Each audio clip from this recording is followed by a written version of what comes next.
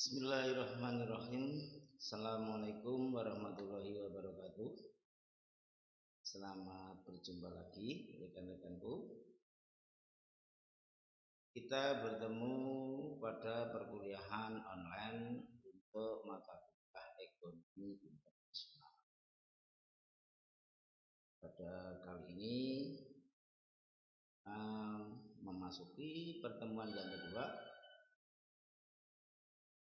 kita mengambil pokok tentang perdagangan atau hubungan ekonomi internasional. Sebelum kami memulai, kami sapa dulu rekan-rekanku semuanya. Apa kabarnya pada kesempatan ini? Semoga rekan-rekanku semua dalam keadaan sehat dan tetap bersemangat. Pada kesempatan ini kita akan membicarakan tentang perkuliahan materi pokok bahasan tentang pertukaran internasional, perdagangan internasional. Sebelum memulai, seperti biasa, kita sampaikan dulu tentang tujuan pembelajaran. Tujuan pembelajaran kita mempelajari bab ini adalah yang pertama, mahasiswa mengerti arti hubungan ekonomi internasional. Yang kedua, mahasiswa mengerti dan memahami tantangan-tantangan tentang ekonomi internasional. Dan yang ketiga, mahasiswa memahami alasan kenapa negara-negara melakukan perdagangan dengan negara yang lain. Dan yang keempat adalah mahasiswa mengerti tentang teori perdagangan klasik.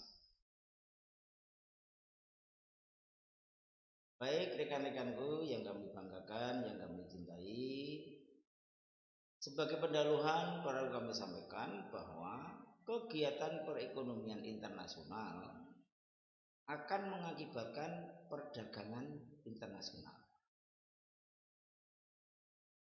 Hubungan negara satu dengan negara yang lain dapat berupa dengan produk hasil atau produk jadi. Tapi bisa juga dilakukan dengan faktor-faktor produksi yang berpindah antara negara satu dengan negara yang lain, bertukar antara negara satu dengan negara yang lain. Perdagangan internasional banyak dipengaruhi oleh hal-hal yang non teknis, hal-hal yang non ekonomi. Kalau kita melakukan perdagangan dalam negeri domestik, faktor-faktor ekonomi yang akan menentukan, pertimbangan-pertimbangan ekonomi yang akan menentukan. Supply dan demand, permintaan dan penawaran, harga yang ditawarkan, produk yang tersedia, terjadilah transaksi. Tetapi kalau untuk kegiatan perdagangan hubungan ekonomi internasional sangat luas sekali.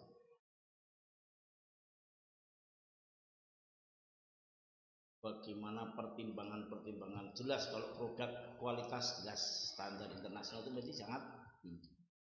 Tetapi terjadinya perdagangan antara negara satu dengan negara yang lain itu banyak dipengaruhi oleh faktor-faktor yang non ekonomi.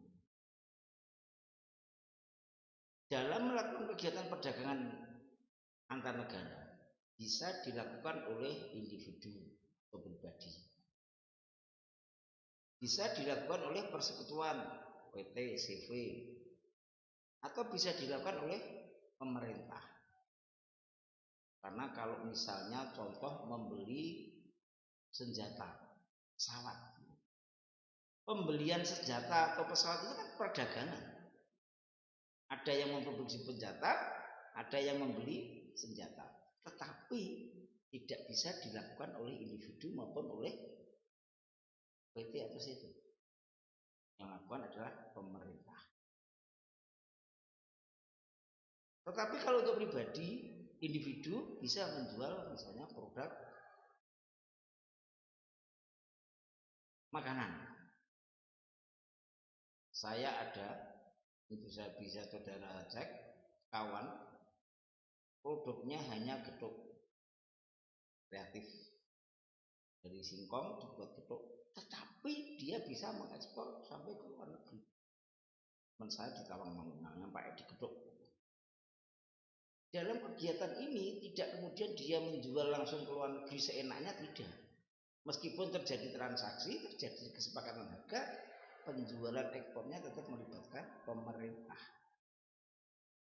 Kenapa? Karena nanti sistem pembayarannya juga sistem pembayaran internasional. Ada syarat-syarat tertentu. Ada syarat-syarat yang harus dilalui untuk ekspor. Begitu juga yang lain, CV atau PT misalnya melakukan transaksi mengimpor barang atau mengekspor barang, tidak serta-merta terjadi sepakat bayarannya bagaimana, terjadi tidak bisa, harus melibatkan pemerintah. Ini terkait dengan hubungan ekonomi antar negara. Nah, mengapa suatu negara itu melakukan perdagangan? Ada keuntungan-keuntungan ekonomi dan keuntungan-keuntungan non-ekonomi. Keuntungan ekonomi bisa dilihat dari distribusi. Maaf, produksi dulu. Selain keuntungan ekonomi bahwa perdagangan antar negara akan meningkatkan devisa suatu negara, ekspor. Tapi kalau impor akan mengurangi devisa suatu negara. Kegiatan perdagangan antar negara satu dengan negara yang lain itu bisa ditinjau dari yang pertama sisi produksi. Dengan pasar yang ada yang baru, suatu negara memproduksi barang tertentu, ada pasar yang baru di pasar internasional, dengan demikian produksinya akan meningkat. Selain produksi meningkat, juga tenaga kerja akan meningkat dan segala macam. Kemudian yang kedua dari distribusi pendapatan. Kalau perdagangan internasional antara negara satu dengan negara yang lain, kapasitas produksi jumlah yang diproduksi meningkat, berarti tenaga kerja terserap. Tenaga kerja mempunyai hasil, mempunyai pendapatan, ada bisa untuk memenuhi kebutuhannya, dengan demikian konsumsi dalam negeri meningkat. Selain itu juga akan mempunyai manfaat yang tidak kalah pentingnya perdagangan internasional, itu adalah pendapatan devisa bagi negara. Di depan kami sampaikan bahwa perdagangan meskipun itu antar pribadi ataupun mungkin persekutuan atau perseroan, tetapi tidak bisa lepas dari pemerintah. Karena ada aturan-aturan pemerintah yang harus dilalui. Ada aturan-aturan pemerintah yang harus dipatuhi. Juga contoh sederhana pajak. Pajak ekspor. Ini menjadi hak pemerintah. Kemudian ada lagi misalnya juga terkait dengan syarat-syarat administratif misalnya. Ini menjadi hak pemerintah. Itu keuntungan ekonomisnya. Belum lagi kalau seandainya contoh Indonesia saja ya, yang melakukan kerjasama dengan negara yang lain terkait dengan tenaga kerja. Hampir di seluruh dunia ada tenaga kerja Indonesia. Pak Jailani kemarin beberapa tahun yang lalu, alhamdulillah bisa ke Tanah Suci. Ternyata di sana pedagang-pedagang itu juga orang-orang Indonesia, orang Demak, orang Jawa Timur, orang Madura. Kerjasama perdagangan antar negara ini bagi negara apapun bentuknya menguntungkan secara ekonomi, baik mungkin negara yang impor maupun negara yang mengekspor. Salah satu alasan negara melakukan perdagangan dengan negara yang lain pertama adalah pertimbangan ekonomi, produksi, distribusi pendapatan, dan pendapatan devisa bagi ukuran negara maju, ukuran negara itu tinggi ekonominya adalah devisanya yang banyak. Di negara ASEAN, negara yang hanya kecil tapi devisanya tinggi, negaranya maju adalah Singapura. Sumber daya alam tidak punya, tapi dia bisa mengkreat kemampuan yang ada untuk menjadi negara perdagangan dan keurusan. Kita tidak bicara tentang yang lain, kita hanya menunjukkan bahwa kegiatan perdagangan antar negara itu mempunyai keuntungan, mempunyai manfaat ekonomis bagi. Keuntungan yang selanjutnya adalah keuntungan non ekonomis. Bisa juga perdagangan antar negara itu karena faktor sekutu. Amerika dengan sekutu-sekutu yang ada melakukan perdagangan selain faktor ekonomis adalah faktor non ekonomis. Amerika melakukan perdagangan dengan Israel karena Israel adalah sekutunya anak emasnya. Secara ekonomis mungkin tidak menguntungkan, tapi ada pengaruh global atau pengaruh politik global. Bisa juga dengan negara Arab Timur Tengah, karena Timur Tengah tergantung pada Eropa, tergantung kepada Amerika dalam konteks teknologinya, sehingga sumber kekayaan alam minyak bumi tersedot untuk negara Eropa, negara Amerika. Keuntungan non ekonomis ini juga ada dampak yang negatif. Perdagangan internasional diakui atau tidak mempunyai pengaruh terhadap sosial masyarakat. Perdagangan internasional mempengaruhi terhadap pola perilaku masyarakat. Masyarakatnya masih masyarakat yang agraris, tapi gayanya sudah gaya yang teknologi tinggi. Kembali kepada kita bicara tentang keuntungan yang non ekonomis. Percaturan dunia, percaturan global, selain kepentingan ekonomi, kita perlu kepentingan persaudaraan. Kita perlu kepentingan sosialnya. Anda bisa membayangkan bahwa negara kalau sudah ditutup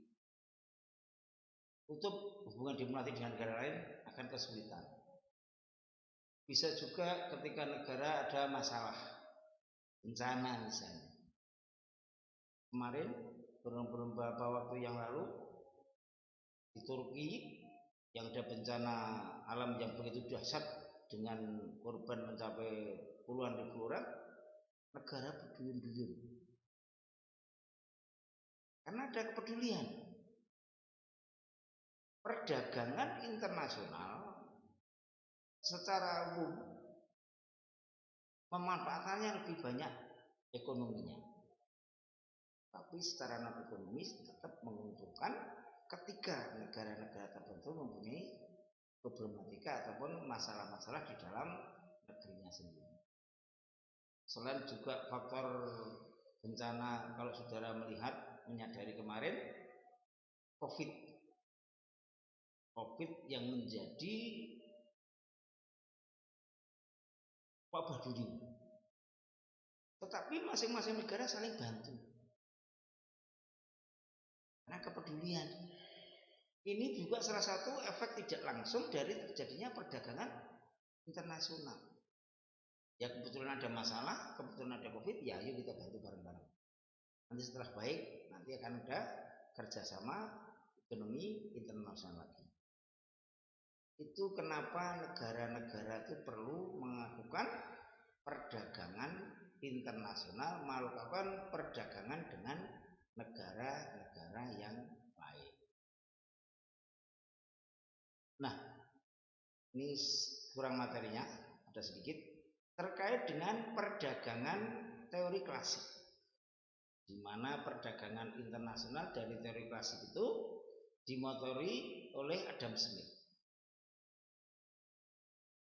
Perdagangan internasional dalam teori klasik, nanti yang modern sendiri kita pilih sendiri, itu itu hanya mengatakan bahwa negara memerlukan suatu produk tertentu pada negara yang lain karena negara merasa lebih untung membeli dengan negara yang lain. Kalau seandainya negara Indonesia dengan negara agraris mempunyai keunggulan pertanian, apakah itu perhutanan, kelapa sawit, karet, dan segala macam, rotan dan segala macam. Nah, sementara Amerika membutuhkan karet. Karet di Indonesia diproduksi hanya dengan asumsi misalnya $10. Sementara di Amerika membutuhkan karet, kalau menanam sendiri selain mungkin lahannya juga tidak ada, butuh anggaran dana $50. Dengan demikian Indonesia mengekspor karet ke Amerika karena hanya $10. Seandainya harga yang disepakati $100, berarti laba dari Indonesia dengan laba di Amerika kan kuat yang di Indonesia. Smith hanya mengatakan teori seperti itu. Begitu juga sebaliknya. Eropa teknologi high-tech, laptop, HP, dan segala macam. Dia teknologi sudah menguasai sekali. Sehingga menjual barangnya, barang-barang elektrik, barang-barang teknologi tinggi bisa lebih murah. Dibandingkan misalnya negara Indonesia, meskipun teknologi menguasai, tapi perlu proses. Ada lead banknya, ada segala macam. Berarti lebih menguntungkan Indonesia membeli HP, Indonesia membeli laptop dari Eropa untuk dijual di Indonesia.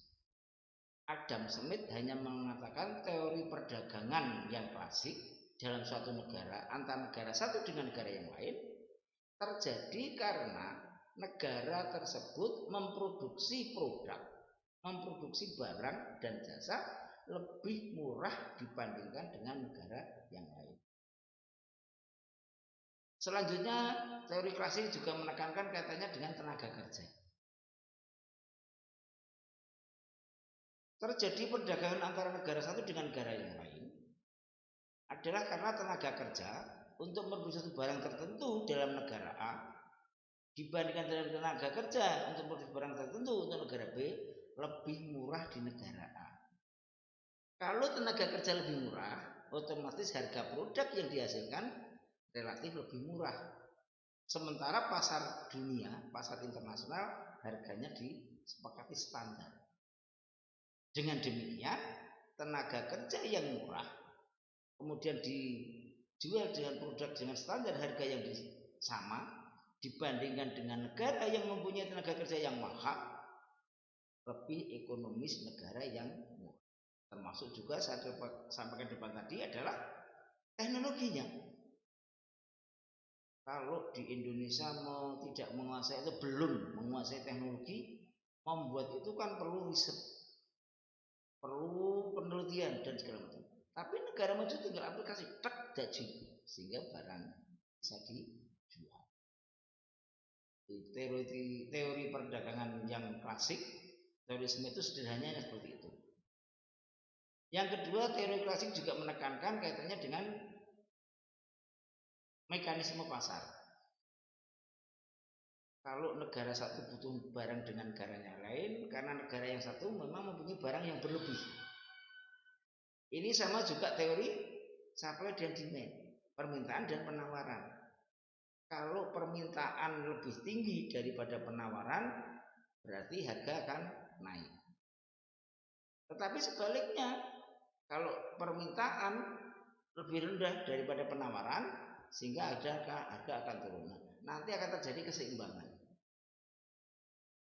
Ini teori yang klasik, teori yang sederhana. Di perdagangan antar negara itu hanya dipahami menjadi kebutuhan negara satu dengan kebutuhan yang negara yang lain. Dalam praktek seperti saya sampaikan, modern saat ini perdagangan internasional sangat dipengaruhi oleh hal-hal yang non ekonomi.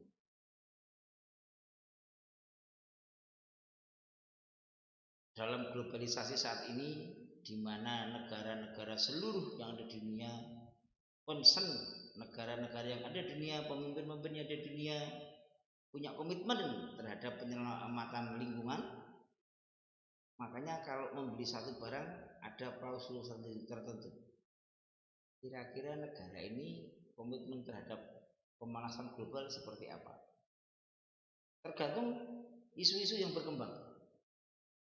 Ada lagi misalnya kalau Amerika katanya negara yang paling tinggi hak asasi, bagaimana negara-negara yang mau berdagang dengan Amerika komitmennya terhadap penegakan hak asasi manusia? Makanya salah satu negara di ASEAN yang mungkin dianggap penegakan hak asasi manusianya dianggap kurang, perdagangan internasional pun juga tidak begitu lancar. Lain lagi mungkin ada persyaratan-persyaratan demokrasi. Indonesia ini termasuk negara demokrasi, tapi bagaimana pelaksanaan demokrasi di Indonesia? Dalam kenyataan praktek perdagangan internasional yang sekarang itu prasyarat-prasyarat terjadinya transaksi perdagangan antar dua negara itu banyak dipengaruhi oleh kegiatan ataupun faktor-faktor yang non teknis. Itu terkait dengan pertukaran antar negara ataupun perdagangan antar negara. Sebelum kami akhiri, kami ingin menyampaikan sebagai penutup bahwa hubungan ekonomi dalam ekonomi internasional itu akan mencerminkan negara tersebut terkait dengan keunggulan, terkait dengan tenaga kerja yang lebih ekonomis menurut Smith. Teorinya Smith. Tetapi dalam prakteknya hubungan perdagangan antar negara lebih banyak dipengaruhi, apalagi dalam sekarang ini, hal-hal yang non ekonomis. Contoh-contoh praktek yang ada kita bisa membaca dari berbagai media. Kegiatan-kegiatan ekonomi antar negara banyak dipengaruhi oleh hal-hal yang tidak berkaitan secara langsung terkait dengan pertimbangan ekonomi. Bagaimana ketika Israel dengan babi buta tidak mengindahkan hak asasi manusia, tetapi di mata Amerika Israel yang benar. Ini Amerika gelontorkan terus kepada Israel. Bagaimana ketika kepentingan Amerika di Timur Tengah, Jazirah Arab, untuk mendapatkan sumber daya ataupun energi bahan bakar minyak, mana Amerika tidak mempunyai sumber bahan bakar minyak, dia berbuat skenario di Timur Tengah. Sana adu sini, perang saudara terjadi, sehingga dia bisa menjadi penengah dengan embel-embel tertentu. Itu yang kami sampaikan terkait dengan perdagangan ataupun pertukaran antar negara. Pertukaran antar negara melalui pemerintah. Meskipun yang melakukan perdagangan bisa individu, bisa juga persekutuan ataupun organisasi. Sebagai bahan sebagai bahan diskusi dan evaluasi, seperti yang pembahasan untuk bab-bab yang lain, evaluasi dan diskusi kami berikan untuk menambah pemahaman saudara terkait dengan pembahasan setiap pokok bahasan. Perdagangan internasional apa? Apa manfaat perdagangan internasional? Sebutkan contoh dan manfaat, non ekonomi. Nah, tadi Pak Jani sudah bercerita banyak, ya. Apa itu perdagangan yang non ekonomi? Demikian pembahasan untuk bab ini. Kami ucapkan banyak terima kasih kepada rekan-rekanku semuanya atas kerjasama dan komitmen kita bersama untuk melakukan proses belajar mengajar mata kuliah ekonomi internasional. Saya tekankan untuk evaluasi dan bahan diskusi tidak harus dikumpulkan, tapi untuk bahan diskusi untuk rekan-rekan.